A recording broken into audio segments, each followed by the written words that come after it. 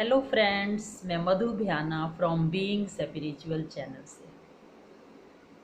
Friends, आज कुछ बहन भाइयों का क्वेश्चन है कि पाप कर्मों के बोझ से कैसे छूटें। जो हम पीछे इतने सारे पाप करके आए हैं, या हमें पता नहीं कि अचानक हमारे आगे ऐसे ऐसे फल आ जाते हैं कि हमने पीछे कौन से कर्म किए हुए हैं, तो उनसे छूटने का कोई तरीका, इस मार्ग पर चलने वाले भाई बहनों का ये कुछ सवाल है। तो फ्रेंड्स, पाप कर्मों के बोझ से छूटने के तरीके हैं तीन। तीन तरीके से हम पाप कर्मों के बोझ से छूट सकते हैं। क्यों? क्योंकि हम पाप भी तीन तरीके से करते हैं। नंबर एक, तो हमारे पाप कर्म होते हैं पिछले जन्मों के। पिछले जन्मों के पाप कर्म जो हम जानते नहीं हैं और हम मानते भी नहीं हैं। क्योंकि जब भी कोई हमारे आगे बहुत बड़ी दुर्घटना घटित हो जाती है, कुछ अचानक ही अजीब सा कुछ हो जाता है, जैसे कोई एक्सीडेंट, कोई डेथ, कुछ भी लगा लो, तो हम, या कोई बहुत ही हमें तंग कर रहा होता है, तो हम कहते हैं ऐसा हम क्या करके आए हैं, हमने तो इस जीवन में कुछ ऐसा गलत किया नहीं जो हमें इतना ये तंग कर रहा है। तो फ्रेंड्स, वो हमारे पिछले जन्मों के, ना जाने कितने जन्मों के अकाउंट पड़े होते हैं। तो वो, उनका फल भी हमें भोगना पड़ता है। उन कर्मों को हम बोलते हैं संचित कर्म। कौन से कर्म? संचित कर्म। और उन कर्मों से छूटने का केवल और केवल एकमात्र तरीका है आत्मा का सच्चे सच्चे परमात्मा को याद करना। दूसरा कोई मेथड नहीं है उनसे छूटने का। संचित कर्म, पिछले जन्मों के कर्मों से छूटने का केवल मात्र एक तरीका है। कौन सा? जब आत्मा यथार्थ रीति परमात्मा को याद करती है। यानी कि सिर्फ आत्मा और परमात्मा दो होते हैं, बीच में किसी तीसरे का संकल्प नहीं होता। जैसे कि गर्म तवे के ऊपर यदि हम पानी के छींटे लगाएं तो जलकर भस्म हो जाते हैं, सूखा आटा डालें तो जलकर भस्म, रोटी डालते हैं तो वो अपना रूप बदल लेती है। ऐसे ही जब आत्मा परमात्मा से मिलन मनाती है तो उसके पाप कर्म भी जलकर भस्म हो जाते हैं और वो खिल उठती है, हल्की हो जाती है, बोझ समाप्त हो जाती है और वो आत्मा खुश हो जाती है। तो यथार्थ मिलन ही एक मेथड है मेडिटेशन के थ्रू।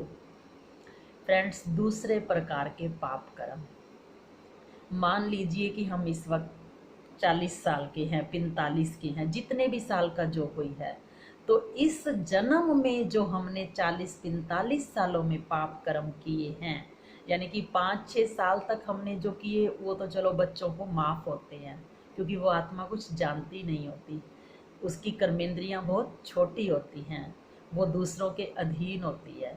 तो जब वो शरीर थोड़ा बड़ा हो जाता है 5-6 साल के बाद, अब तक हमने जो भी पाप कर्म किए इस जन्म में, वो हमें अंदर ही अंदर कहीं ना कहीं याद होते हैं।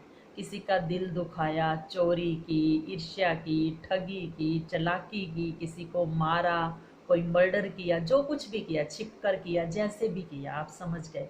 हर किसी को अपने अपने पाप कर्म पता होते हैं। तो वो जो पता होते हैं उनसे छूटने का केवल मात्र एक तरीका है। कौन सा तरीका? कि वो सारे पाप कर्म लिख करके परमात्मा के आगे रख दें और फिर परमात्मा को वो अर्पण करके खुद हल्के हो जाएं और फिर उस कागज को जला दिया जाए। जैसे हम बचपन से ये सुनते आए हैं कि अगर अपने मन की बात किसी को नहीं बताते तो डिप्रेशन आता है, इसीलिए लोग अपने मन की बात किसी दूसरे को बताते हैं तो हल्के हो जाते हैं, कहते हैं दिल हल्का हो गया। वास्तव में आज के समय में अगर हम दूसरों को बताते हैं तो हल्के नहीं होते बल्कि भारी होते हैं, क्योंकि डर लगता है कि ये बात फैला ना दे, वातावरण दूषित हो जाता है, वायुमंडल सारा खराब हो जाता है, बात जिनकी होती है उन तक पहुंचती है, फिर लड़ाई झगड़ा होता है, हमारा ओरा खराब होता है तो हमारे मन पर बात बताने के बाद बल्कि बोझ चढ़ता है।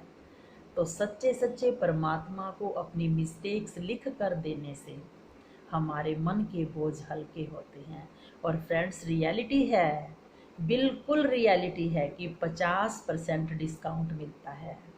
इसमें वो पाप कर्म, चाहे वो संचित कर्म के थे, चाहे इसको प्रारब्ध कर्म बोलते हैं, इस जन्म के पापों को क्या बोलते हैं, प्रारब्ध कर्म, चाहे वो प्रलब्ध कर्म के हैं, इन दोनों वैरायटी के पाप कर्मों को भोगना तो पड़ेगा, लेकिन 50% डिस्काउंट मिलेगा। माना बात आएगी लेकिन हमें वो बात दुखी नहीं करेगी, बात तंग नहीं करेगी, सूली का कांटा बन जाएगा, यानी कि बड़ी बात छोटी होकर आएगी। होनी थी कोई बहुत बड़ी घटना लेकिन छोटी घटना में ही बात टल जाएगी, या हमें सहन करने की शक्ति मिली होगी, धीरज रखने की शक्ति मिली होगी, तो बात क्या है, छोटी हो जाएगी।